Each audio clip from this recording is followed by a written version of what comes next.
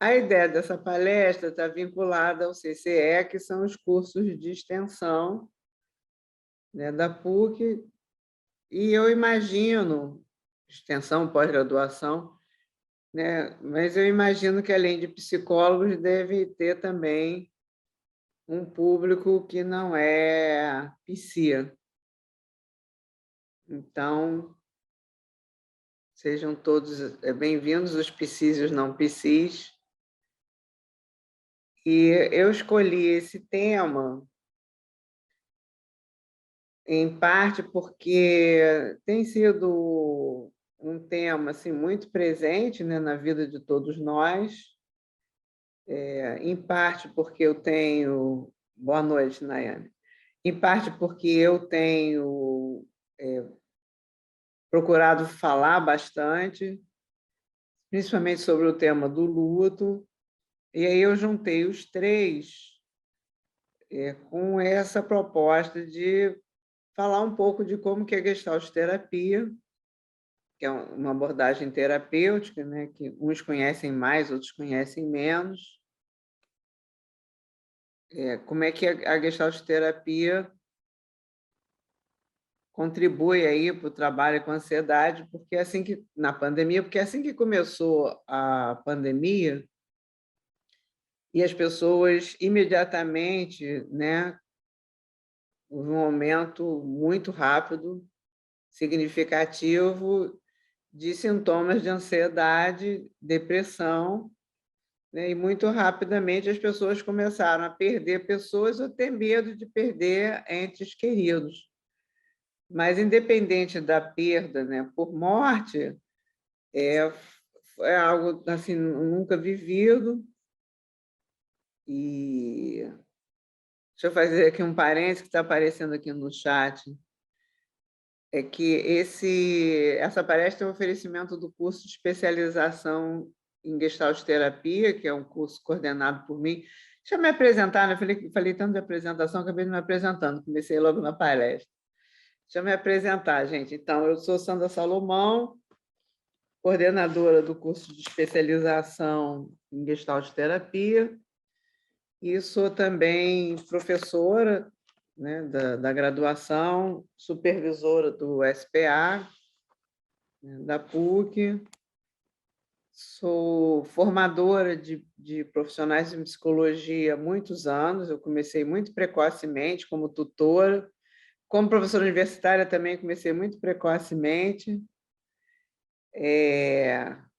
comecei, na verdade, com 27 anos, já como professora de nono e 10º período, era um desafio, eu mal tinha saído da faculdade, estava ensinando para pessoas do nono e do 10º período, mas desde a faculdade eu procurei sempre assim, me especializar, comecei a fazer terapia muito cedo, com 20 anos, os professores diziam que a gente tinha que fazer terapia, fui fazer terapia. Falavam que era bom a gente fazer cursos e não ficar só com o que a faculdade oferecia, eu fui fazendo cursos, que era bom fazer muitos estágios, fui fazendo os estágios. Então, quando eu me formei, eu já tinha assim, um currículo bastante interessante, bastante bom em termos de prática, né, clínica. Eu coordeno também um instituto de formação e uma clínica, né, de psicoterapia, e também sou professora de terapia de casal e família em alguns institutos na Europa, e nos últimos 20 anos eu faço parte de um instituto de formação italiano, onde eu dou aula de terapia de casal e família. E sou supervisora também. Então, assim, a minha vida, o meu currículo, né, a minha experiência, ela é meio a meio, 50%, 50%. Então, 50% de vida acadêmica, 50% de vida clínica, e nessa vida acadêmica, né, e nessa vida clínica, uma grande parte então, formando profissionais. Mas é exatamente essa situação, né, que nós, né, vivemos. Ai, que bom ter ex-alunos aqui presentes. Gente, todo mundo seja muito bem-vindo, quem chegou mais tarde. Essa situação que a gente começou a viver, né, no ano passado, assim que ela começou, eu fui pega de surpresa, como todo mundo, e esse é um aspecto muito interessante, né, discutido aí, né, nos círculos, né, da psicologia, de que a gente procure ir fazendo terapia e se trabalhar para se tornar um expert em lidar com problemas, ou com questões, ou com dificuldades. E isso é o trabalho terapêutico, né? O terapeuta é alguém que vai trabalhar com pessoas que trazem situações, né, da vida, né? Como Gestalt terapeuta, penso isso, que tudo aquilo que a gente entende como sintomas, né? Tudo aquilo que a gente vive como ansiedade, depressão, pânico, seja lá o que for, são formas da gente lidar com a vida, né? Daqui a pouco eu vou falar um pouco mais sobre a Gestalt, né? Como que ela ajudou e tem ajudado na época da pandemia. E então esse foi um aspecto bem importante, o fato de que nós, terapeutas, diferente de outras situações, né, do nosso trabalho, do trabalho clínico, que a gente se trabalha, e aí quando uma pessoa vem, não é que a gente tenha tudo trabalhado, mas a gente já trabalhou muitas questões ou muitos aspectos nossos. E a pandemia, a gente estava trabalhando com pessoas e sentindo coisas também, né? Então, eu, por exemplo, trabalho na universidade, trabalho na clínica, né? Então, na minha casa, na minha vida doméstica, eu contava com uma pessoa para me ajudar, uma secretária do lar, né? Então, eu, como muitas pessoas, né, comprei robô, né? Descobri que o meu aspirador de pó era um trambolho, comprei um prático. E, enfim, enquanto isso, qual é o protocolo do atendimento online, né? Então, a minha primeira pergunta, como diretora de uma clínica, professora, né, coordenadora de um curso de especialização, é como é que nós vamos atender online, que eram atendimentos que já eram feitos, mas, né, de repente, o CRP abriu aí para todos os terapeutas atenderem online, sem uma capacitação, a princípio, sem uma capacitação prévia. Então, como é que a gente vai fazer, né, essa mudança do atendimento presencial para o atendimento online, principalmente nesses casos mais graves, em situações de ansiedade, pandemia, depressão e situações de perda em geral, não só perda de pessoas, mas perda de trabalho, perda de convivência, perda de contato, tudo que vocês já viveram, que a gente já conversou muito, mas que são questões importantes, né? Perda do contato com os netos, né? Principalmente as avós sofreram bastante isso, perda de contato, né, com as crianças, famílias. Eu, nesse tempo, proporcionalmente falando, percentualmente falando, eu atendi a mais casais do que, acho que nos 25 anos, 26, 28 anos, sei lá, que eu trabalho com casais e famílias. Proporcionalmente, né, a quantidade de casais e famílias que me procuraram, né, que nos procuraram. E no meio do ano passado a gente abriu um trabalho para a comunidade, a PUC abriu um trabalho para a comunidade, a gente trabalhou com curso de ansiedade, depressão, luto, e a gente teve uma procura enorme, né? Vários grupos foram abertos. Então, assim, esse crescimento imenso da ansiedade e da depressão provocado pela pandemia, quer dizer, deixa eu fazer um parênteses. Ansiedade e depressão, acho que quase todo mundo sabe disso, né? Considerado o mal do século. E por que exatamente ansiedade e depressão foram os sintomas que mais apareceram com o início da pandemia, né? Então, os sintomas de ansiedade, depressão e o luto eu estou chamando de sintomas de luto, tá? Quer dizer, o luto ele tem processos pelos quais, etapas, né, fases, pelo qual todas as pessoas passam, embora cada luto tenha sua característica peculiar, depende de cada pessoa, de cada família, de cada situação. Mas a própria pandemia foi vivida a partir das experiências emocionais que as pessoas vivem quando estão de luto. Então, que características que a pandemia tem para se somar a outras características, né, da vida que fazem da ansiedade, da depressão, vem fazendo, né, da ansiedade e da depressão o mal do século.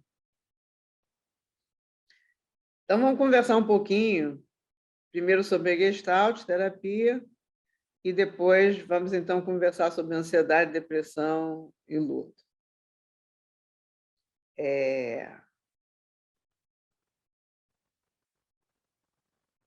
Acabei de dar uma olhada aqui no meu roteiro de resumo, e depois de agradecer a presença de todos, eu me lembrei aqui que eu queria agradecer a Giovana, ao Rodrigo e a todos os profissionais do CCE que organizaram esse encontro, tá, gente?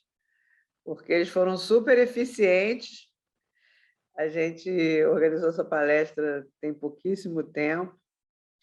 E para eu estar aqui, eu quero agradecer também a todos os meus mestres e clientes que têm me permitido, durante esses anos todos, muitos aprendizados, que eu, inclusive, assim, eu vim fazer essa palestra movida, né, pela motivação aí do curso de especialização, mas movida muito por essa vontade de compartilhar, né, essa experiência minha, que eu acabei esquecendo de falar isso, assim, que eu acho que é importante no meu currículo, apesar de vocês olharem e verem que eu sou assim, muito jovem, né? Mas eu já tenho, agora em julho, aliás, amanhã, eu me formei no dia 21 de julho. Eu estou fazendo 41 anos de formado. E esses 41 anos eu me considero assim, uma operária da psicoterapia. Trabalhos assim, de segunda a sexta, às vezes de segunda a sábado. Então, assim, eu... Obrigada, Letícia. É bom, é bom a gente poder praticar uma profissão que eu considero, assim, eu considero a psicologia uma profissão maravilhosa. Acho que nunca a gente foi tão valorizado como nesse momento da pandemia. Gente, obrigada aí pelos parabéns. A gente nunca foi tão valorizado. E um psicoterapeuta mais ainda, né? Porque um psicoterapeuta é aquela pessoa que suspende temporariamente sua vida e está ali porque quer ajudar. Não ajudar no sentido piegas, né? Uma coisa assim, mas, de fato, né, está ali suspendendo sua vida, interessado em compartilhar. E esse é um dos aspectos importantes da Gestalt terapia. A Gestalt terapia ele não acompanha só uma pessoa, um casal, uma família. Ele compartilha da dor. Tem uma frase que eu gosto muito, que é: a dor compartilhada ela fica menor e a alegria compartilhada ela fica maior. E eu penso que esse o trabalho, né, que nós fazemos e que nós, gestalterapeutas, acreditamos, né?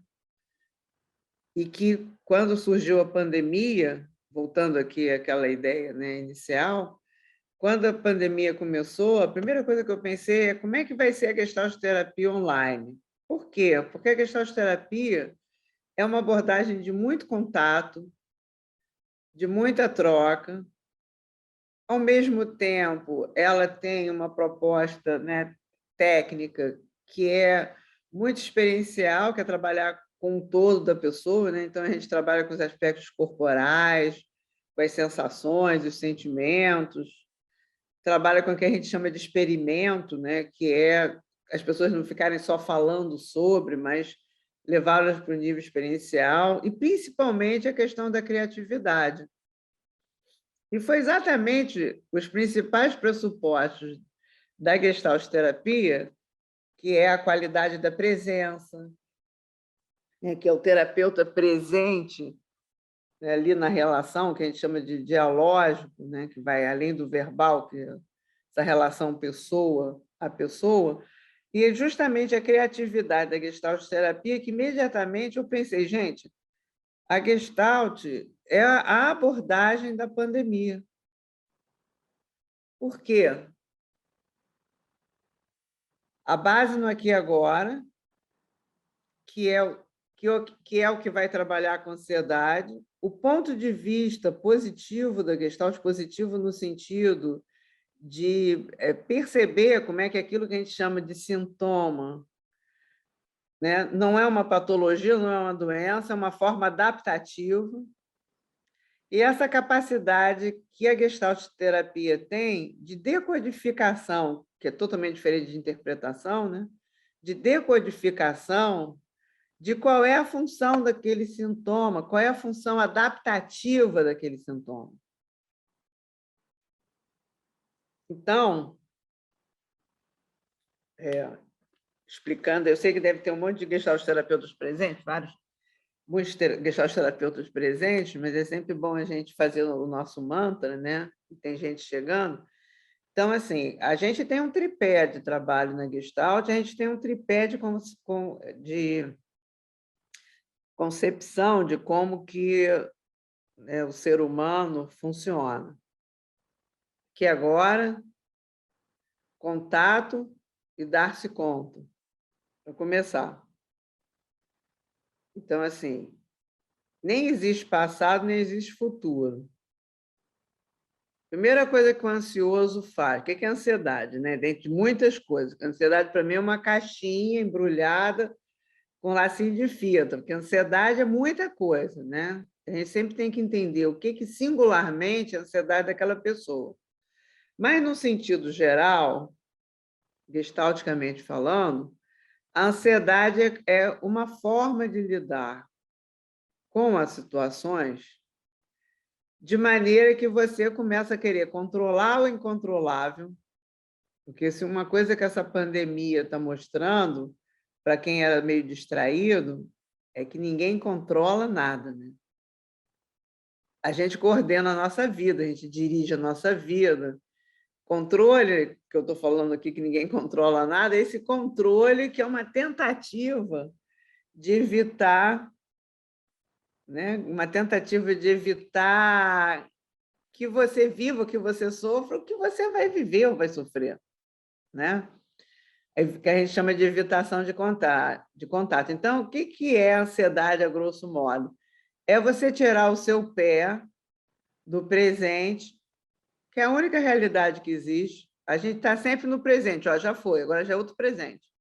Ó, acabou de ir, já temos em outro presente, agora é o presente. O que é o presente? Tudo aquilo que é do passado, que se presentifica, e tudo aquilo que é do futuro que a gente antecipa, mas a gente está vivendo isso no presente. Presente é fluidez. Presente é fluidez. É possibilidade, capacidade, disponibilidade de uma resposta ao contexto que você está vivendo agora. Quando a gente está muito preso... Maíra, eu vou responder, vou dar tempo para perguntas e respostas no final, tá? Eu vou responder tudo. Mas Gestalt e Gestaltismo não é a mesma coisa, não. Mas daqui a pouco eu respondo as perguntas. Então, é bom, essa pergunta foi ótima. Vou fazer um parênteses aqui, gente, que eu estou aqui partindo do pressuposto que todo mundo conhece a Gestalt, né? Gestalt é uma palavra alemã que tem 2 páginas de significado no dicionário alemão. Gestalt é forma, configuração. A gente também pode entender Gestalt como uma situação. Por exemplo, qual é a Gestalt aqui do Zoom? Qual é a Gestalt da pandemia? Ou seja, qual é a forma, qual é a organização? Então, Gestalt realmente é uma palavra que tem muitos significados, mas para a psicologia, ela está relacionada a uma escola, que foi a pergunta da Maíra, chamada Psicologia da Gestalt, cuja Gestalt terapia não é uma aplicação da psicologia da Gestalt. A Gestalt terapia ela vai fazer uso de vários conceitos, de vários fundamentos da psicologia da Gestalt. Aí tem uma coisa bem histórica, até porque um dos fundadores, que é o Fritz Perls, e sua mulher, Laura Perls, que ele conheceu no Instituto de Neurologia, era assistente do fundador da psicologia da Gestalt, Wertheimer. Então, ela conhecia profundamente todos os trabalhos que eram feitos nos laboratórios, todas as pesquisas, todos os conceitos desenvolvidos pela psicologia da Gestalt. Fritz Perls conhecia também, mas não tão profundamente quanto ela. Já que a gente está falando de fundamentos, e tem um outro fundamento muito importante do trabalho gestáltico, que é chamada fenomenologia. E a fenomenologia usada pela Gestalt terapia, ela vai fazer com que o terapeuta trabalhe baseado na experiência e na singularidade da relação daquilo que a pessoa está vivendo com o mundo que ela está percebendo. Então, o que é um fenômeno? Eu e a minha experiência. Então, uma das metáforas que veio logo no início da pandemia foi de que nós estávamos todos no mesmo barco. Não é verdade. Eu discordei imediatamente dessa metáfora. Nós estávamos e estamos, né, porque a pandemia não acabou, no mesmo oceano, em barcos diferentes. Tem gente que está nadando, é a turma que está sem fôlego, né? Você está no oceano da pandemia, abraçadas, são as pessoas que, nesse momento, eu estava até conversando com a Giovana, né? São as pessoas que, nesse momento, quando você estava achando que a pandemia vai terminar, né? Não sei se vocês se lembram que, quando começou a história da pandemia do ano passado, eu, por exemplo, achava que julho já ia estar voltando, que eu ia comemorar meu aniversário em setembro, que no segundo semestre eu ia estar dando aula presencial. A gente achava, né, que ficando um mês todo mundo em casa, a pandemia ia acabar. Primeiro que não ficou todo mundo em casa, ia ficar todo mundo em casa, e a pandemia não acabou. A pandemia, ela é ela é um vírus social, não é só um vírus biológico, ele é um vírus biológico e social. A pandemia é o vírus do respeito ao outro, a si mesmo, é um vírus do cuidado, né? Cuidado é vida, né? Se você não se cuidar, você não vive. E a pandemia ela veio para ajudar as pessoas a prestarem atenção em como cuidar, né? Como nós éramos cuidados, como as pessoas estavam descuidadas. A primeira coisa foi, bom, não tem sabão nem água para as pessoas lavarem a mão. Complicou um pouco a situação, né? Então, voltando aí à história da Gestalt, exato, aqueles que cuidam um dos outros, aqueles que não se importam, aqueles que se importam, sem isso tudo, Francisco, né? Esse oceano de diferentes barcos, né? Bote. Gente, me ajuda aí, que eu esqueci do... Ai, meu Deus, que tem muito no Nordeste, tem muito em Alagoas, tem muito em Natal, esqueci. Aquele barquinho que tem uma vela, me ajuda aí. Jangado. né? Tem jangada, tem barquinho, barco a remo, tem navio, transatlântico. Então, assim, canoa. Pois é, então, vivendo, né, nos mares ou no maremoto da pandemia, né, tem gente com um tronquinho agarrado ali, né? Como é que nós vivemos isso coletivamente? Né? Então, tudo isso é uma gestalt, né? A gestalt da pandemia. Né? Como é que as partes dessa totalidade, cada um de nós é uma parte, né? Como é que a gente funcionou? Como é que a gente vai funcionar? Então, agora vou falar de outros aspectos da gestalt terapia, que vocês vão ver como é que ela é realmente uma abordagem que veio, que já estava aí, que veio mesmo para ajudar muito. Outro conceito importante da gestalt terapia é o ajustamento criativo. O que é o ajustamento criativo? Né? Os fundadores da Gestalt entenderam que nós funcionamos de uma maneira que é uma autorregulação e uma interregulação. Eles entenderam isso lá no início do século passado, de que nós funcionamos como uma totalidade, né? Corpo, mente, não tem cisão nenhuma, né? Nós funcionamos como uma unidade, como um organismo. Agora está até na moda falar que a gente funciona de uma forma orgânica, está na moda isso. Na Gestalt terapia já é moda há mais de 100 anos. O que é a forma orgânica? Né? É você estar ali se autorregulando e se interregulando. Né? A ideia de organismo, a ideia de totalidade, a ideia da Gestalt, é que eu faço parte do mundo.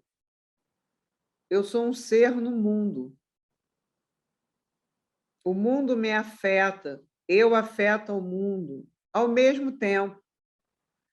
E o outro aspecto importante que eu falei agora há pouco, né, a questão do contato, dar-se conta, que é o wellness, e aqui e agora. O que é o contato, né? Viver, relacionar-se. Ansiedade é um tema de relacionamento.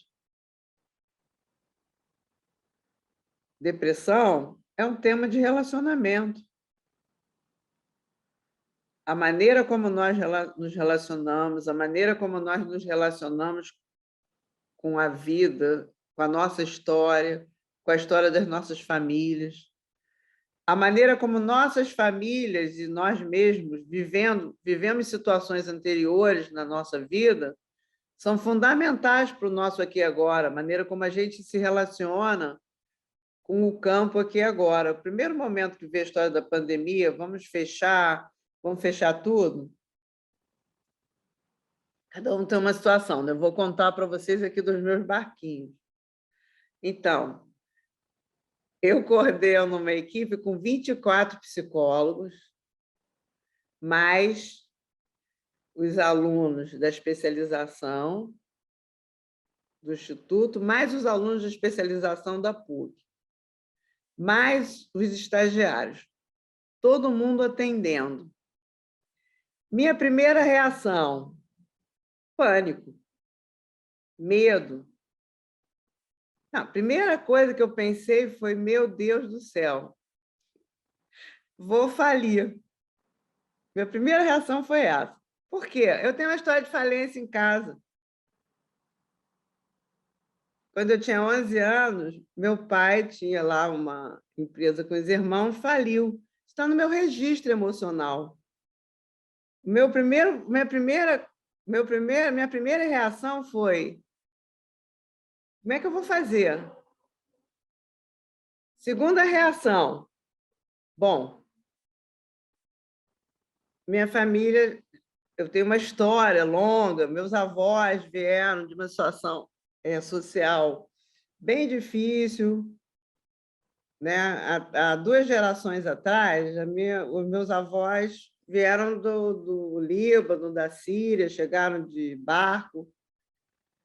Meu avô foi menino de rua, o outro veio de Alagoas, naqueles caminhões, lá no início do século. O segundo momento foi o que eu aprendi com a minha família que vai me ajudar nessa situação.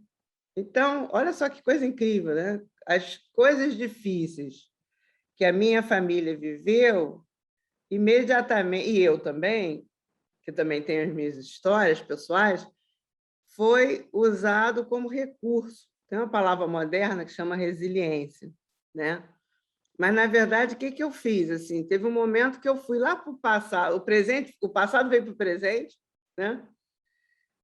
O passado veio para o presente, e imediatamente, a primeira coisa que eu pensei foi: espera aí, eu sou muito criativa, quais são os meus recursos? Eu sou muito criativa, eu sou gestalt terapeuta, ajuste criativo foi. Eu sou gestalt terapeuta, e aí, gente, isso nem estava previsto eu falar aqui com vocês, compartilhar, não, mas eu estou me sentindo íntima, com 150 pessoas. E aí, sabe o que aconteceu? Tudo que estava dentro de mim veio. Assim, eu andava assim, meio que pensando em me aposentar. Muito interessante o que aconteceu. Estava assim, meio já assim, eu acho que eu vou me aposentar daqui a pouco.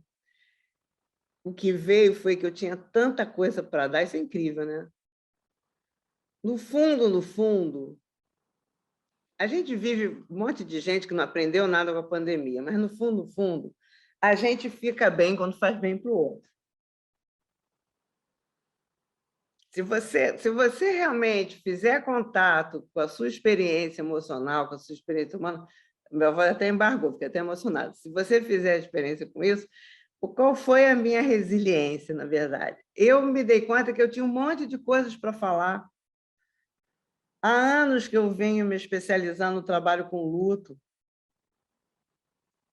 A primeira coisa que eu pensei, falei, gente, eu sou a pessoa que vai ajudar esses terapeutas todos e as pessoas a trabalharem com essa situação que está acontecendo. Porque a gente está vivendo uma situação singular de luto por tudo aquilo que a gente está ou perdendo ou com medo de perder, mas de cara a liberdade do ir e vir, de você não saber como lidar com essa situação. Nós que temos uma situação, nós brasileiros temos uma situação muito singular, num momento político conturbado, com pouquíssima experiência pessoal de guerra. Nossos ancestrais viveram guerras. Está no DNA. Mas a gente vive uma guerra, né? Uma guerra biológica aqui, no sentido de que é uma luta. Né? Tem a luta pela vida, tem a luta pela sobrevivência, a luta pela reorganização. Um monte de gente que está aqui me ouvindo sabe disso. Desorganização do sono, a reação das crianças, o medo do que vai... Gente, depois eu vou ler isso tudo. Vocês estão colocando coisas, eu já vi aqui, muito legais no chat, né? Da emoção. Eu estou compartilhando a minha emoção, que eu acho que vida é isso, gente. É compartilhamento das experiências que nós somos humanamente, né, semelhantes. Então, perda de sono, tudo isso é adaptativo. Então, voltando aí, né, quando eu percebi, assim, pela minha história e pela minha história profissional, pessoal, história familiar, história profissional, eu falei, gente, o aqui e agora da Gestalt terapia, o ajustamento criativo, né? Então, assim, como é que eu vou fazer esse ajustamento criativo? Em 2 semanas, eu e um bando de gente, não fiz sozinha, não, a gente começou a criar protocolos de atendimento online. Isso foi muito legal. Aquilo que eu estava falando para vocês, gente, estava dentro de mim uma coisa assim que ia ficar, né? Eu comecei a fazer live, nunca tinha feito uma live na vida. A primeira live que eu fiz, eu botei o telefone deitado. Aí alguém estava assistindo a live e avisou que o telefone tinha que ficar em pé. Aí eu descobri que eu adorava fazer live. Estão me chamando agora da rainha do Instagram. Aliás, hoje eu vou fazer uma sobre amigos, tá, gente? Depois daqui. Mas isso foi... Não, é bom que mexe com os preconceitos. Eu tinha maior preconceito esse povo que faz live, né? Adorei fazer live. Você para, prepara, pensa, se organiza o pensamento, né? Eu estava acostumada só a falar dando aula ou em congresso. Então, já coloquei alguns conceitos importantes. Autorregulação, ajustamento criativo, aqui e agora, awareness, que eu gosto de não traduzir a palavra, porque a ideia de to be aware é estar acordado, né? Presença, o Instagram é CGT Sandra Salomão. Depois eu escrevo no chat. Presença. Agora vamos trabalhar com a pandemia, né? Então, vamos voltar agora com a pandemia. E outra coisa que eu coloquei que é importante, que é a questão do experimento, da experiência, mas a questão mais, eu acho que o mais fundamental mesmo, que eu acho assim que a minha formação como gestalt terapeuta me forneceu, né, como terapeuta, é a questão da qualidade de presença. Os meus primeiros formadores, tive dois primeiros formadores, eles diziam duas coisas. Um dizia, presta atenção. E o outro dizia, fica com o cliente.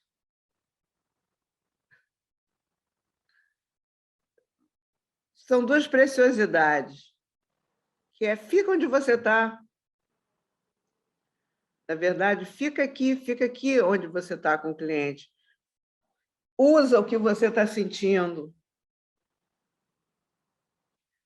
A gente consegue ser terapeuta em Gestalt terapia a partir de 3 formas relacionais.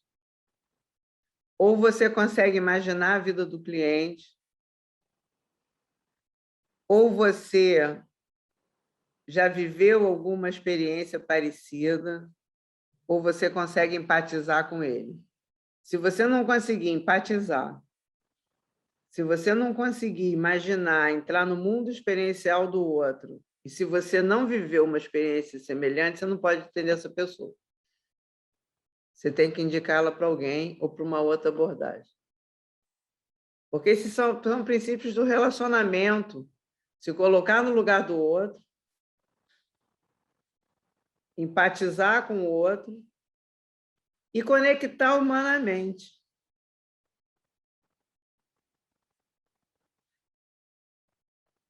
A minha diferença para os meus clientes, a nossa diferença para os nossos clientes, né, para as pessoas, é que a gente faz terapia, faz mais terapia, tem encontros científicos, fala sobre as defesas, desenvolve ferramentas, mas somos humanos, graças a Deus. Aliás, foi Deus mesmo que fez a gente humano. Então, vamos em frente. Eu vou dar uma primeira definição de ansiedade, depressão, e depois eu vou voltar para construir a singularidade da ansiedade e da depressão. Ansiedade e depressão são 2 formas de lidar com as situações da vida. Por que a ansiedade e depressão é o mal do século? Bom, a gente tem uma estrutura de educação que foi, em todas as classes sociais, que foi acontecendo cada vez mais, né, no mundo cada vez mais complexo, em que a gente pode dizer que a gente foi criando uma educação narcísica, preocupação com a imagem. A questão da mídia é só sintoma, tá, gente? Que amplificou, né? Então, a gente tem um mundo complexo, com situações complexas, e você ainda tem que dar conta de ficar bem na fita. Você ainda tem que ficar muito bem, que ser aceito, que ser bem visto, de aparecer muito bem, muito bonito, muito bem resolvido. E qual é o espaço para a expressão da dificuldade, da fragilidade, da vulnerabilidade, de que você não está dando conta, de que você se sente muito exigido, de que você não quer ser super-herói nem Mulher Maravilha. Super-herói é super-homem, né? Super-homem não quer ser Mulher Maravilha. Então, tem que ser, né? Então, cada vez mais a gente foi tendo aí um tipo de educação e convivências com pouco contorno, com pouco limite, às vezes com muita superproteção. Superproteção não é cuidado. Superproteção é uma má decodificação de sentimentos que uma pessoa está tendo de não dar conta, que ela quer abafar o outro, ela quer impedir que pelo seu medo que o outro viva. Superproteção, muitas vezes, é desproteção. Bom, a gente já estava vivendo essa história, tá, gente? A história das mídias, se eu não recebo um like, quantos likes eu recebi no Instagram? Quantas pessoas interagiram comigo no Facebook? Quantos grupos de WhatsApp eu pertenço? Você começa a criar um meio, uma vida complexa. Aí o Instagram acabou com a história do like. Pior ainda, as pessoas vão saber quantas pessoas gostam de mim. Não mudou nada. Aí voltou a história. Isso é sintoma, mas é complexo. Sim, a necessidade de aceitação. Porque, assim, gente, a nossa vida psicológica ela é muito afetada pelas nossas histórias de negligência, de abusos que foram sofridos, a sensação de não pertencimento, a confusão, né, nas histórias familiares, que faz você não saber direito quem você é, questões de autoestima. Então, assim, cada uma dessas questões vai gerar os tais sintomas.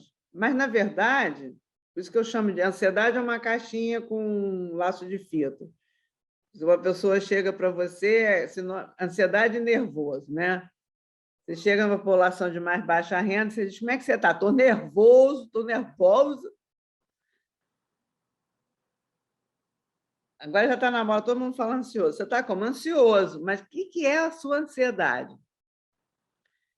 Então, voltando para os em termos gerais, a ansiedade é quando você vai lidar com as adversidades da vida,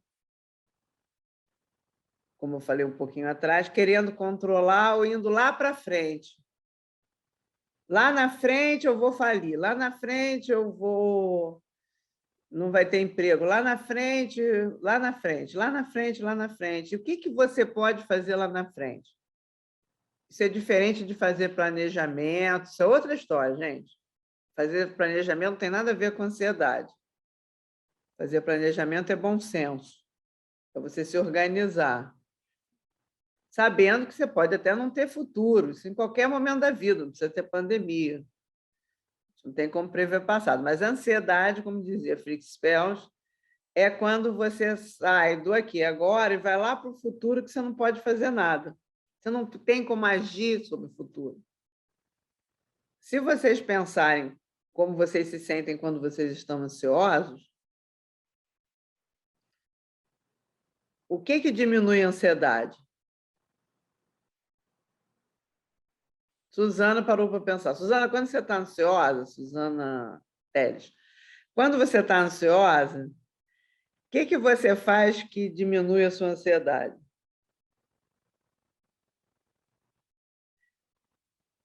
Escreve no chat. Eu caminho. Jaine caminha, Paloma respira, respirar ajuda demais. Sabe por que respirar ajuda? Porque quando você respira, você tem que estar presente. Essa respiração é uma respiração... Ó, eu vou malhar, como... Tenta ir para o presente, vai cozinhar, desvia o foco, medita, escuta a música, todo mundo está fazendo certíssimo. Procura se distrair, vícios. Vício já é mais escapista, né? Faço trabalho. Sabe o que a gente faz que reduz a ansiedade? Ação. Quando você está ansioso, você fica ansioso com questões que são lá da frente que você não pode agir. Se você voltar por aqui agora, arrumar a casa, está todo mundo... Olha só, eu vou falar o que vocês escreveram. Se vocês prestarem atenção, todas as respostas são respostas de ação. Porque a ação, que é algo que você pode fazer no aqui e agora, é a saída da ansiedade. Respirar, caminhar, respirar, escutar música, comer doce, trabalha, procura ocupação, comer, come, tudo ação. Malhar, tenta ir para o presente, um ponto de interrogação. É ótimo. Se você vier para o presente, sai da ansiedade também. Vou cozinhar, desvio o foco, prazeroso, caminha, canta, escuta música, meditar, respiração, leitura, tá. Então, peraí. Um dos elementos diferenciais da qualidade da ansiedade são seus frutos, suas consequências. Se ela gerar cuidado, é saudável. Gerar evitação, atitude temerária, é patológica. Então, olha só.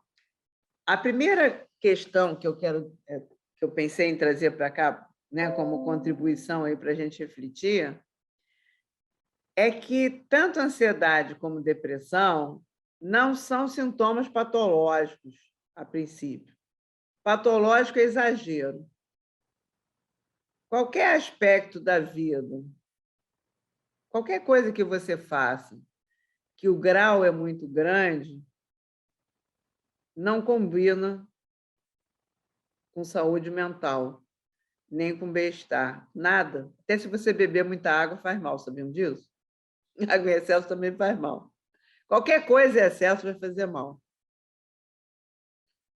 Excesso não combina com bom funcionamento. Então, a primeira ideia que eu gosto muito, né, da concepção de saúde da Gestalt terapia é que na tal ideia da autorregulação, na tal ideia do ajustamento criativo, que nós fazemos o tempo inteiro, a ansiedade ela é uma resposta, é uma tentativa de resposta à situação que está acontecendo. Só que ela é uma tentativa equivocada, porque a pessoa vai para o futuro, ela antecipa. A projeção ao futuro, essa projeção do futuro é uma falta de ação no aqui e agora? Sim. A projeção para o futuro é que lá no futuro você não pode fazer nada, você pode fazer alguma coisa hoje, você pode fazer em relação ao futuro, mas você não pode fazer lá no futuro. O ansioso ele fica lá na frente, ele descola da realidade, ele tira o pé do presente. É como se a base é o presente. Se você tira o pé do presente, o relaxar, coisa assim. O que é o relaxar, gente, na verdade? É que a meditação, a melhor meditação tem a ver com desistir. Se você ficar forçando, agora eu vou meditar, agora eu vou respirar, você fica tenso. Quer dizer, agora eu preciso relaxar. Ninguém consegue relaxar quando fica, eu preciso relaxar, eu preciso relaxar. Aí você diz, desiste. Relaxou. Desiste aí agora, gente. Faz um movimento de desistência. Na hora que você desiste, você relaxa. Só que muitas vezes o relaxamento, como eu atendi uma cliente ontem, o relaxamento traz medo, mas isso é uma outra história. Quando você entra no medo, é bom, não é ruim.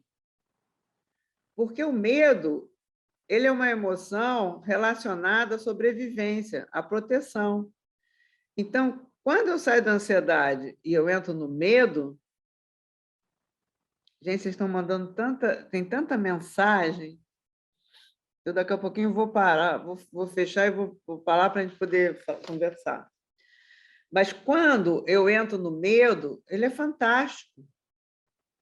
Medo com contato, porque o medo traz uma premissa básica de um conceito da psicologia da Gestalt. A solução está dentro do problema. Então, se você perguntar para o medo, eu estou com medo do quê? E você ficar curiosa, como é que eu posso lidar com essa situação? O medo vai te ajudar a você responder. E no momento em que você responde, eu tenho que enfrentar ou eu tenho que fugir, o medo ele te diz, ele te fala como enfrentar. Se você fugir do medo, você entra na ansiedade, você vai para o futuro e não faz nada. Agora, se você entrar no medo, você vai fazer alguma coisa no aqui e agora. Vou garantir isso para vocês, eu rasgo o meu diploma. Porque, aliás, rasgar meu diploma agora, né? Já usei tanto, mas eu vou garantir a vocês que sempre, emocionalmente falando, é possível fazer alguma coisa no aqui e agora. Por quê? Um conceito que eu ainda não coloquei sobre autorregulação. Você sempre tem uma necessidade no aqui e agora, porque o organismo funciona assim. Às vezes a necessidade, se estudou muito isso, tá? Agora com a pandemia. Às vezes a necessidade, se você está lá na UTI, não pode receber ninguém, é ter um telefone, né? Um telefone com quem você se conecte com alguém. É alguém te mandando uma mensagem, é um bilhetinho que você recebe. Por quê? Porque conexão é muito importante para a gente. As pessoas que se isolam, elas se isolam porque foram muito invadidos. Mas se isolar também é autoproteção, é você ficar com você mesmo, que é diferente de solidão.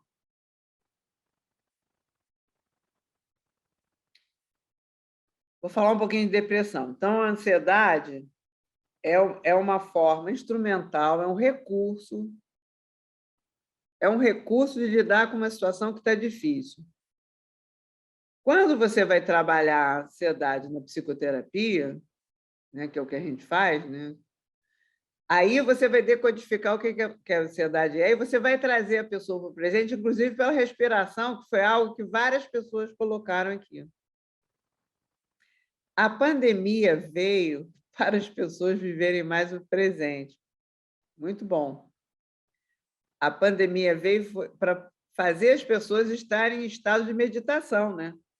E viver o presente, gente, é estar em estado de meditação.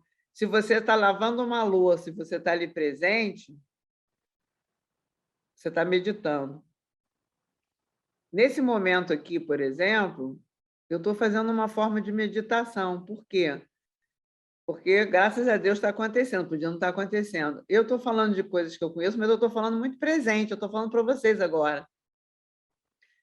Eu não estou com uma palestra pronta. Aliás, a palestra está aqui, eu botei aqui do lado, esqueci da palestra. Daqui a pouco eu vou olhar de novo meu roteiro para ver o que eu esqueci. Foi acontecendo pela fisionomia de quem está com a janelinha aberta, de quem está aqui presente. Carinha boa da Tamires, que eu olho para... Tamires, eu olho para você, aí me lembro da filha de uma amiga, a carinha da Sônia, que me confirma. Manuel já deu umas risadas, estava com sono no início, já acordou. E Marília me deu um sorriso simpático agora. A Suzana tem uma presença forte. Humberto está sorrindo aqui para mim. Vanessa já me deu tchau, está aqui presente, uma figura, rostinho conhecido. Então, assim, que bom, mais gente aparecendo. A Adriana também está presente, Renata. Não, quanto mais gente aparece, melhor fica a palestra, tá, gente? Não querendo seduzir vocês, já seduzindo. Suzana também está aí. Então, esses rostinhos, Lili apareceu. Conforme eu estou interagindo com vocês, Manuel e Marília, Sônia, que estão de janelinha aberta, Ana Carmen trabalha comigo na minha equipe. Obrigada pela presença. vocês estão sendo representantes de todo mundo, vocês estão ajudando a minha palestra. Suzana, você é minha ex-aluna da PUC. Ah, familiar, estava reconhecendo. Enfim, vamos para a depressão. Depressão é incrível, tá, gente? Assim, quando a pessoa está muito mal, eu não sou contra a medicação, não, tá? Mas vamos entender o aspecto positivo e funcional da depressão. Esse é o meu recado para essa palestra, assim. Da gente olhar os aspectos positivos, no sentido de adaptativos. Tá? A depressão, o que acontece na depressão? A pessoa retrai. A situação está muito difícil. Se eu estou deprimido, a primeira coisa que tem, eu não vou me cobrar de fazer alguma coisa, né, gente? Eu estou sem energia, como é que eu vou fazer alguma coisa? A depressão é uma forma muito interessante de lidar com as situações difíceis. A depressão ela é muito mais uma contenção da tua raiva, da tua energia, que a raiva é uma energia boa, tá? A raiva só é ruim quando ela vira violência ou quando as pessoas, porque a gente tem uma sociedade que tem mania de classificar emoções em boas ou ruins, né? E emoção é emoção. Teu comportamento é que pode ser avaliado, julgado como bom ou ruim. O que eu faço com a minha raiva é que é importante. Se eu pego a minha raiva e vou conquistar coisas, não é ruim. Se eu pego a minha raiva e me transformo numa pessoa firme e assertiva, ela não é ruim. Certo? Mas a situação está difícil, eu me retraio. Então, a depressão é uma forma, é uma reação, e a depressão é uma reação, nesse momento, devido ao luto da pandemia, que a pandemia em si nos colocou um modo emocional, um modo de funcionamento emocional, que foi, primeiro, a negação, depois aquela sensação de o que eu vou fazer, porque se rolar, né? A gente volta a negar de novo, daqui a pouco fica assim alerta, depois deu raiva, depois os pensamentos mágicos, né? Se eu fizer isso, eu não vou pegar o vírus, se eu fizer aquilo. Depois vem a depressão reativa, a depressão que vai fazer você lidar melhor com as situações, e depois vem os projetos. Então, um monte de gente, quando fez esse processo muito rápido, criou um monte de projetos novos. Sentimento de abandono. A depressão... Bom, depressão, gente, é um tema enorme, é para fazer um curso sobre isso, não é uma palestra, né? Existem vários sintomas que têm uma consequência das histórias que a gente viveu, né? Então, assim, se uma pessoa viveu histórias de abandono, corre o risco dela, mais velha, ou até em criança mesmo, adolescente, ela também fazer o abandono de si mesma.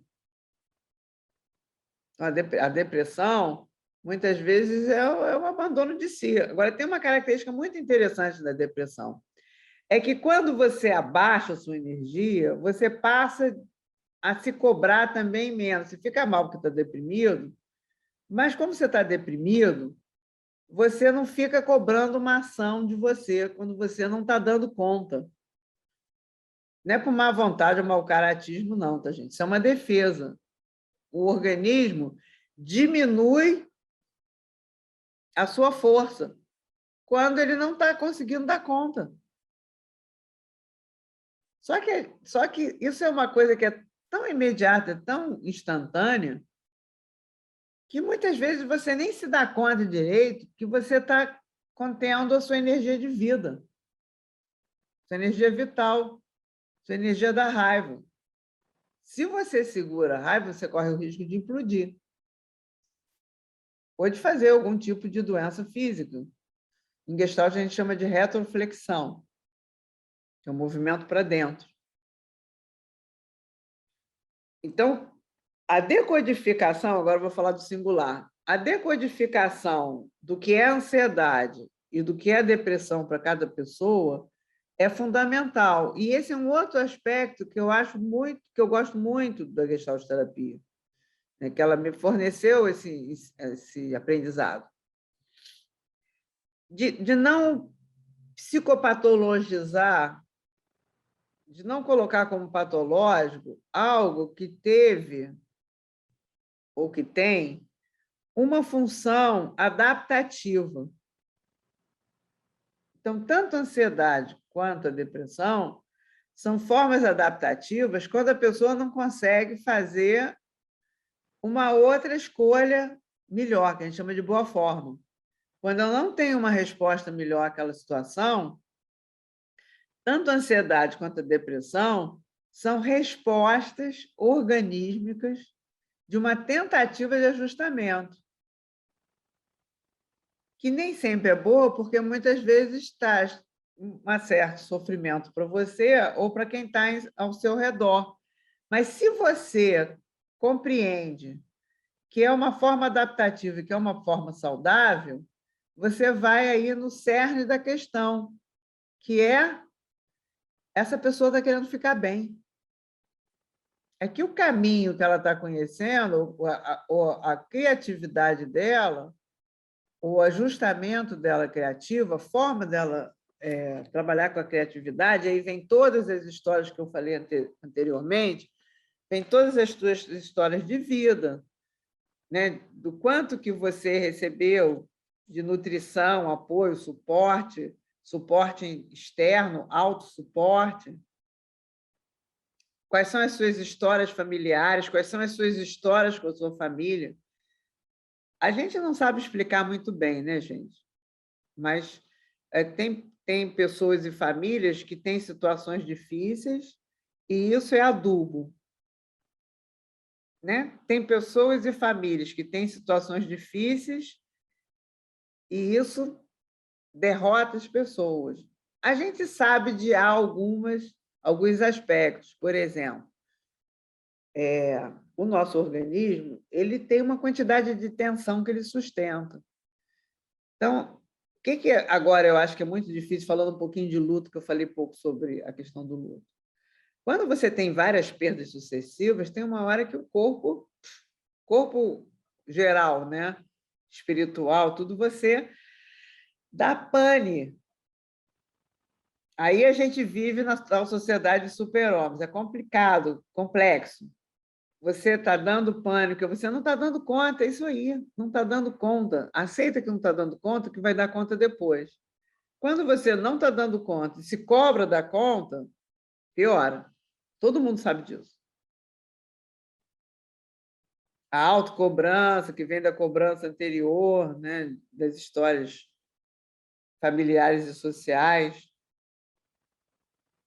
Então, agora a gente está vivendo uma situação que tem, em termos das perdas e do processo de luto, que é um processo natural, normal, bom, necessário, inclusive, que é uma necessidade de recolhimento, de espaço para a vivência do sentimento, que a gente precisa, o nosso ritual na nossa sociedade, a gente tem ali o velório, a gente tem o enterro, para quem é católico tem a missa de sétimo dia, depois tem a missa de um mês, pode ter a missa de um ano, tudo isso traz conforto, consolo, comunidade. O senso de comunidade ele é muito importante. Eu até tinha separado para falar para vocês, daqui a pouquinho eu procuro aqui. Eu ouvi um TED, filho de uma amiga, no domingo, eu estava conversando sobre a live do amigo, né, que eu vou fazer daqui a pouquinho. E aí o filho dessa amiga me passou um TED de um professor, acho que de Harvard, não me lembro qual era a universidade norte-americana. Eles fizeram uma pesquisa longitudinal, muitos anos, depois eu passo para vocês, um estudo longitudinal mostrando assim, o que era importante para as pessoas, né? Dinheiro, fama, relacionamentos. Que relacionamentos significativos, vínculos, conexões, saber que você tem com quem contar, eram responsáveis por maior qualidade de vida e longevidade. Bom, eles fizeram um estudo para que a norte-americana adora fazer pesquisa, né? Comprar tudo com pesquisa, coisas que a gente já sabe. Que rede é uma coisa importantíssima. Que conexão é muito importante. Então, quando você perde, né, pessoas e que você sabe que você não pode se despedir e você fica empático com quem está indo, que também não pôde se despedir. Volta o tema da solidão, que é um tema existencial importantíssimo. Nem todo mundo tem possibilidade de fazer uma psicoterapia, trabalhar suas crianças abandonadas interiores, né? Suas crianças que ficaram ali sofridas.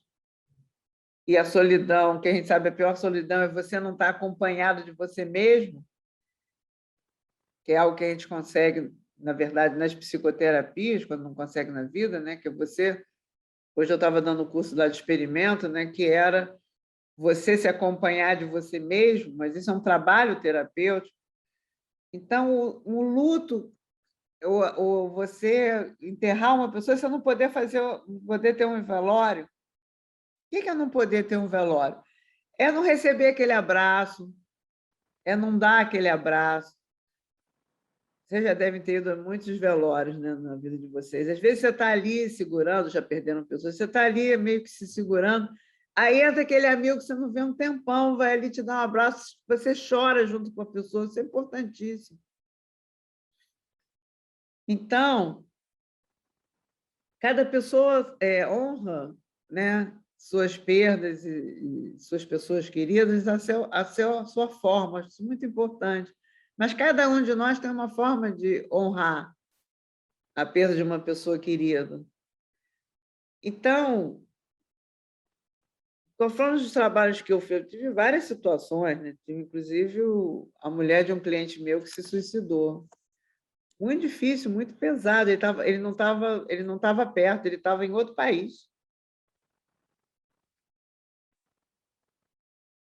Difícil, né?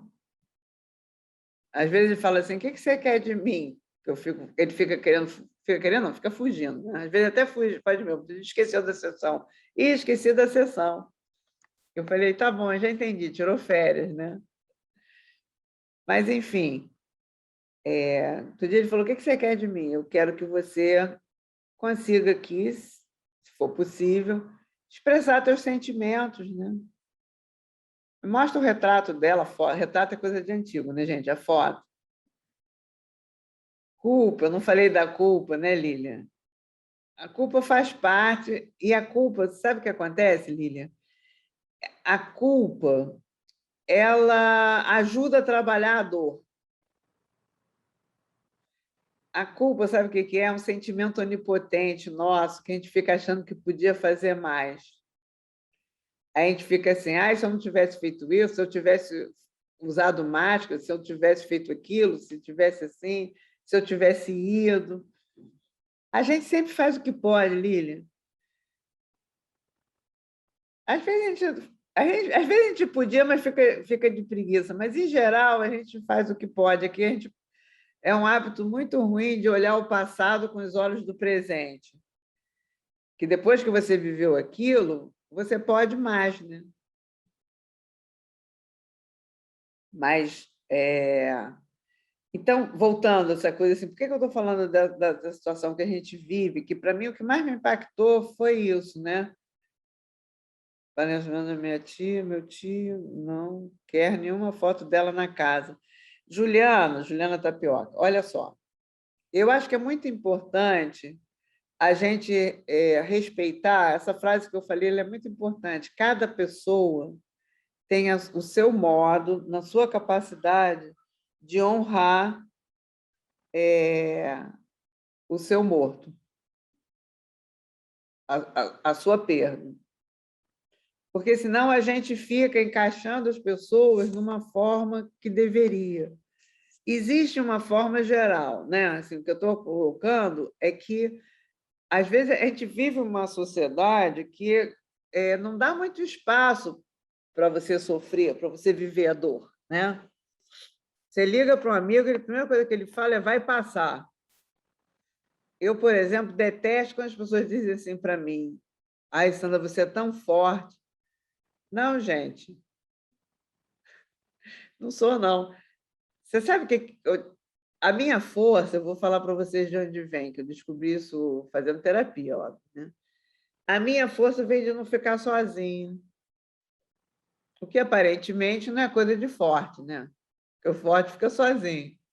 A minha força, eu descobri que a minha força, ela vem da aceitação da minha fragilidade, da minha vulnerabilidade. A Adriana está sentindo tudo isso que eu estou falando porque o teu pai faleceu do Covid. Gente, esse momento é um momento muito difícil. Assim, o que traz, às vezes, um certo consolo é porque tem muita gente vivendo e a gente pode falar disso, porque essa é a questão. Que é como uma coisa assim, você às vezes, né?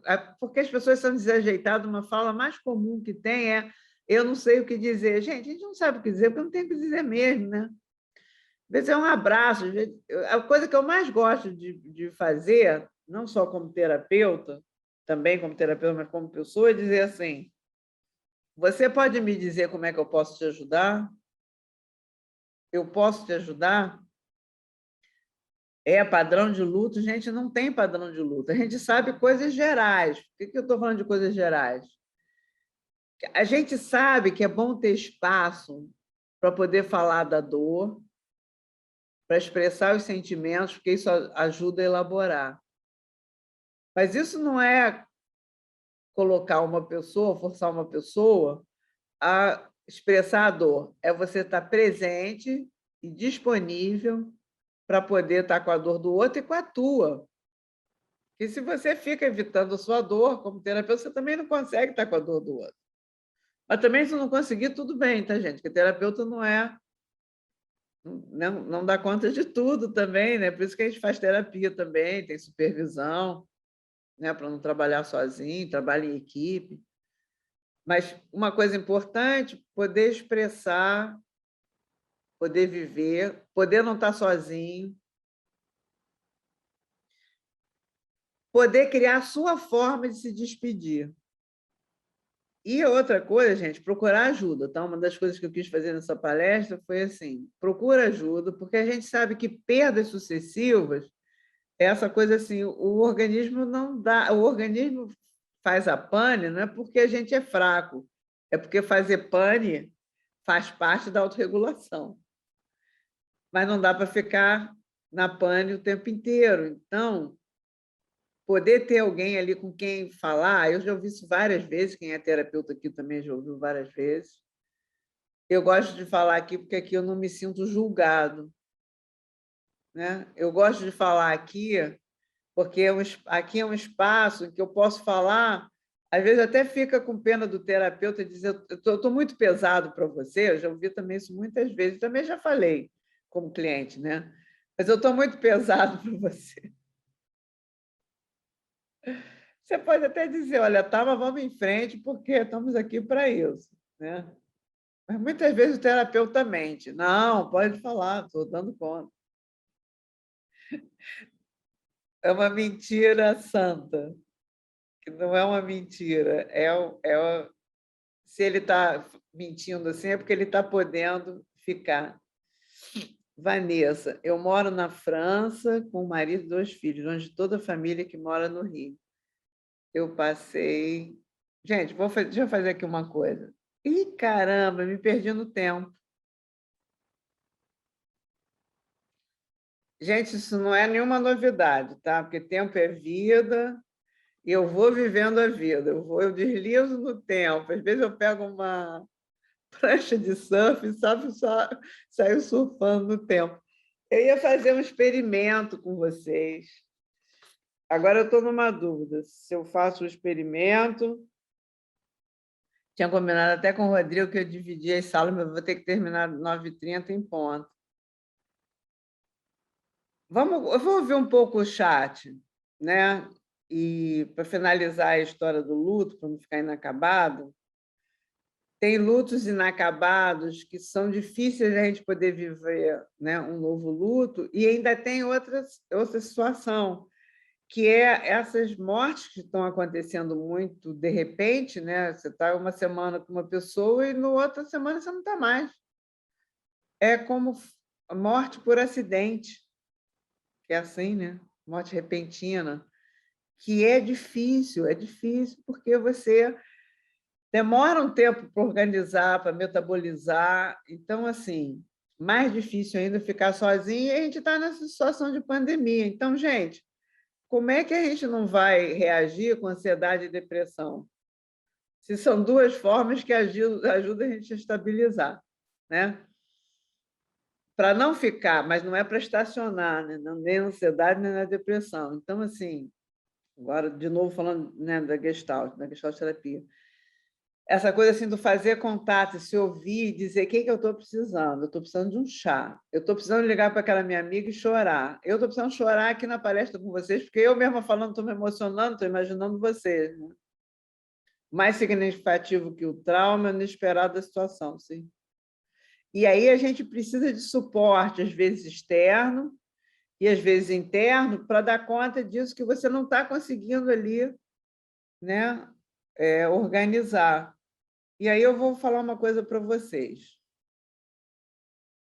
Tem um monte de gente, como eu falei, que eu acho que não aprendeu nada com a pandemia, mas tem um monte de gente que já sabia antes e outros que aprenderam. Então, eu acho que essa é uma grande oportunidade de reconectar, de entender que, assim, vou falar aquela frase de novo, a dor compartilhada ela fica menor. Às vezes não é para falar nada, é para abraçar, mas a gente não pode abraçar, mas tem várias maneiras de abraçar. Por exemplo, tem um conceito que era o conceito primeiro aqui do meu texto, que era o conceito do campo. Vocês querem ver que coisa incrível no campo? Eu não estou em contato com todo mundo, a maior parte de vocês está com a janelinha fechada, mas o meu sentimento e a minha sensação, pelo que vocês estão escrevendo, pelo que eu estou vendo, é de que as pessoas estão muito presentes aqui no campo. Isso é incrível. Eu estou olhando ali a Lilian Maia, a sensação que eu tenho é que a Lilian Maia está aqui comigo. Lilian, você me lembra uma atriz de novela. Entende? Então, assim, não é incrível isso? É por quê? Porque eu estou muito presente agora, eu estou sentindo essa qualidade de presença. E aí, presença busca presença. Gente, eu estou adorando vocês abrirem. A Adriana trouxe a mãe. Amigo meu perdeu o filho há 10 anos e o filho ainda. Olha, deixa eu falar uma coisa para vocês. Eu não ia falar disso aqui, mas veio. Um amigo perdeu o filho há 10 anos, venceu o luto do filho, acidente do carro. Tem situações, gente, que, assim, luto, muitas vezes, a literatura diz luto complicado, luto prolongado. Eu vou dizer, isso é uma bobajada danada. É certo, mas não é, tá? Falar bobajada, deixa eu me explicar, né? Não é que é bobajada.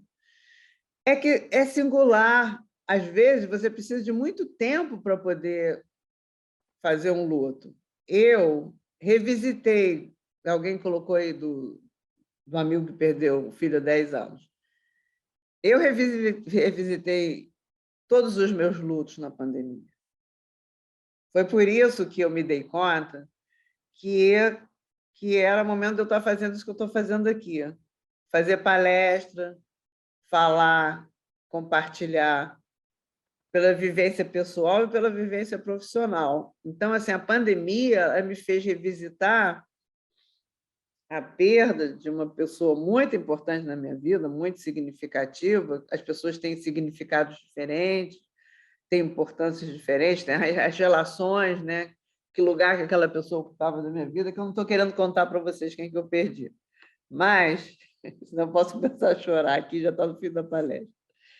Mas foi linda a revisita que eu fiz, porque no momento que eu perdi, né, a pessoa que eu não quero contar, eu não consegui dar conta, eu não dei conta lá atrás. Você vendo, eu estou me emocionando agora. Eu não dei conta lá atrás. E aí é isso. Mas dei conta de um monte de coisa, dei conta de continuar vivendo, dei conta da alegria, dei conta de um monte de coisas. E aí, quando a pandemia veio, eu pude viver uma coisa que eu não pude há anos atrás. É assim. Agora, todos os trabalhos que eu... Rebeca, impossível não se emocionar. Todos os trabalhos que eu fiz, que eu tive muitos terapeutas me ajudando, né, que eu fiz trabalhos de luto, e, gente, todos me ajudaram, né, a ir em frente. Eu estou terminando essa emoção com muita palestra, eu estou terminando essa palestra com muita emoção, estou brincando que é para poder sair um pouquinho, estou amando vocês abrindo a janelinha, gente, estou amando. Eu vou fazer uma opção, que é a opção de abrir o chat. Obrigada, André. De abrir aqui o... Tem gente que chama de chat, tem gente que chama de chat, e eu vou ver aqui... Gente, obrigada mesmo. Deixa eu pegar algumas... Mário, eu não sei se o seu amigo procurou uma terapia em família, mas a minha sugestão é de que, se ele não fez, deve ter feito, faça, mas não sozinho. Fazer com as outras pessoas que perderam também. Tenho ansiedade porque descobri que meu pai está com Alzheimer. Quando estou com ele, finjo que não tenho nada, tudo some. Coisa incrível, Elis. Difícil, né? Tem situações difíceis na vida mesmo, né, gente?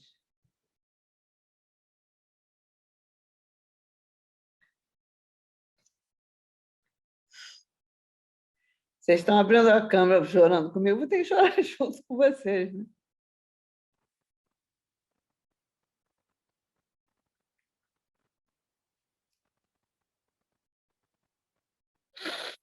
O que a gente faz agora?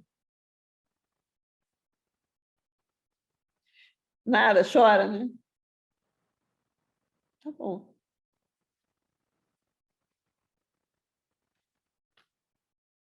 Gente, daqui a pouco eu vou ter que fazer uma live. Eu sou daquelas que, para sair da tristeza, eu dou uma risadinha. Gente, se defesa faz parte. Então, gente, espero aí que a gente tenha vivido... Acho que a gente viveu um momento bom, né, de troca. Eu vou ler para vocês o que a gente ia fazer. Eu falei aqui com o pessoal do CCE, a gente pode criar aí uma forma, de repente, usar um pouco mais o chat, né? Eu quero agradecer a vocês por esse campo que vocês proporcionaram para mim também. Queria uma live por semana.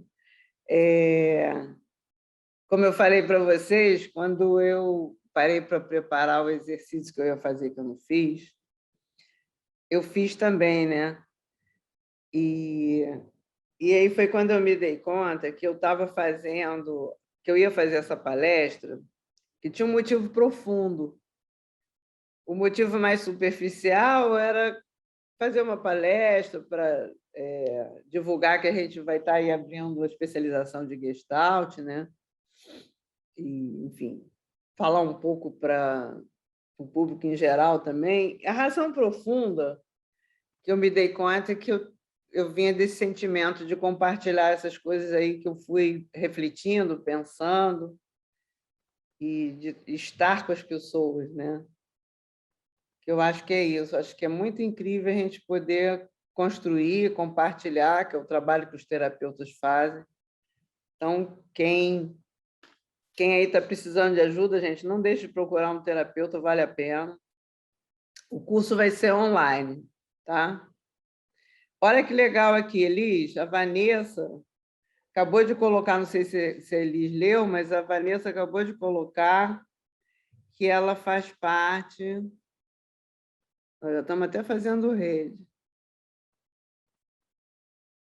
Aí eu perdi aqui.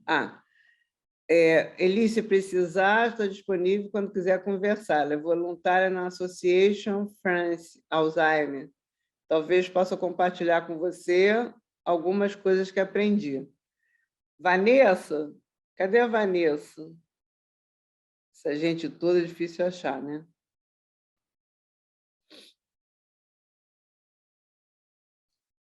Para a gente terminar, eu vou ler.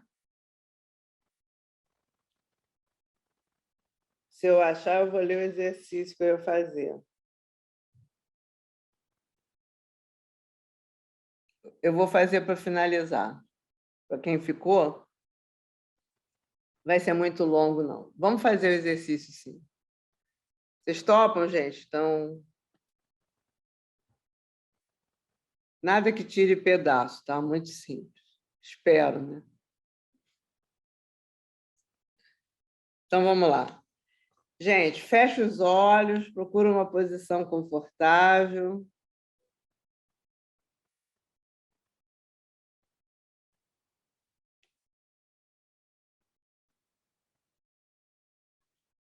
Procure respirar, prestando atenção à sua respiração.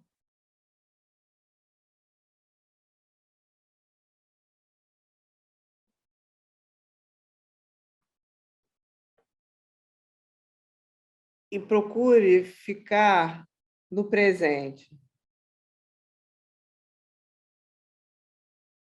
no aqui e agora, com o que você sentiu, com o que está sentindo, mas procurando usar até aquela expressão que eu falei. Relaxar tem mais a ver com desistir do que fazer força para relaxar.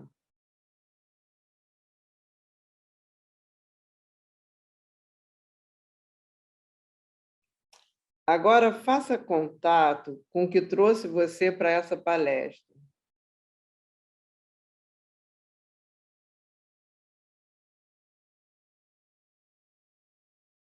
E como eu, busque o seu sentido muito profundo.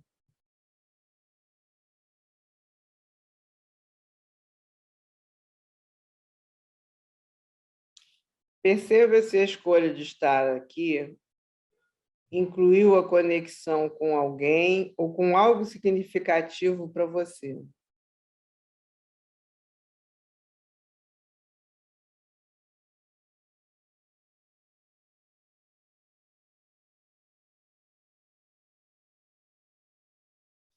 Pode ser que você tenha vindo para conhecer um pouco mais da Gestalt, pode ser que o tema tenha te atraído, pode ser que você quisesse me conhecer.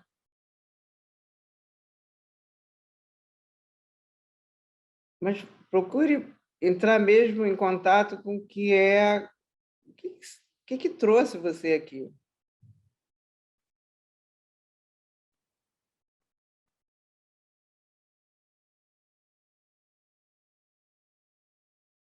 E nesse movimento de percepção,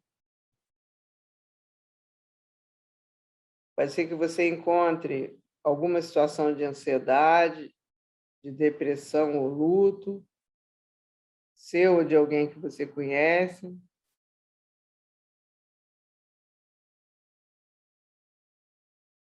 Pode ser de um cliente, se você é psicoterapeuta. Pode ser de um amigo.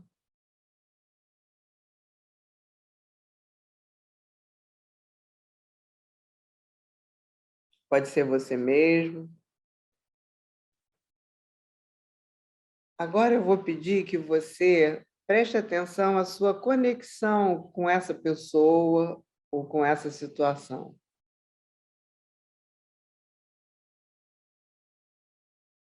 Preste atenção ao que você sente quando você se conecta.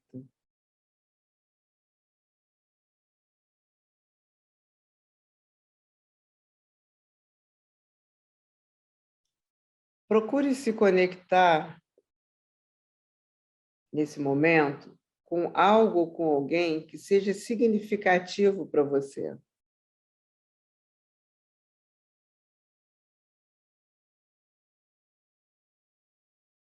Perceba como é essa conexão, sua distância ou proximidade.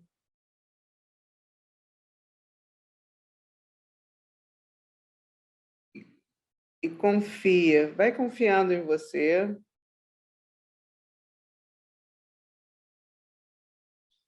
E percebendo como você, nesse momento, está organizando seus sentimentos e sensações.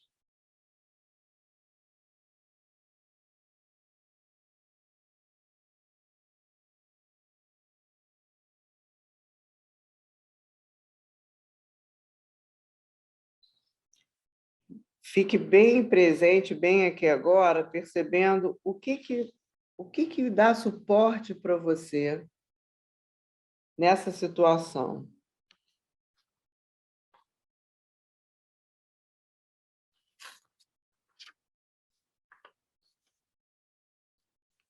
Deixe que a imagem de um movimento, desculpa, gente, deixe que surja dentro de você uma imagem.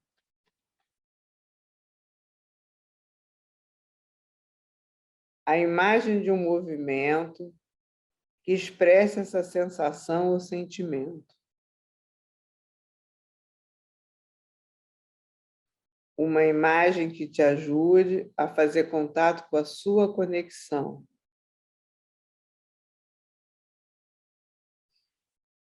E um movimento em que você possa expressar para o outro a sua conexão. Imagine de olhos fechados ainda que você expressa através de um movimento, um gesto, algo para esse ou esses outros com que você está conectado agora.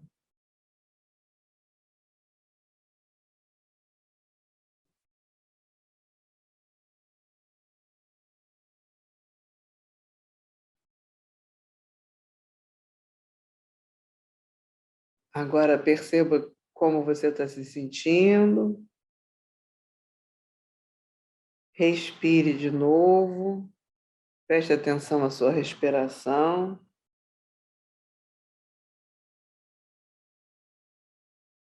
Vai voltando para a sensação da sua cadeira,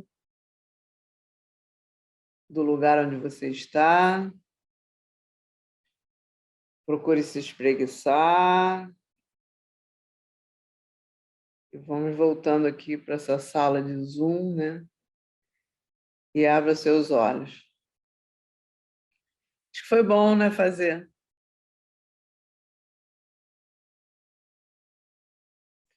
Gente, muito obrigada pela presença. Vou estar me despedindo aí de vocês. E a minha palavra é gratidão. Foi a palavra que eu falei de tarde, a palavra que eu vou sair daqui agora. Foi incrível para mim também. Então, até uma próxima.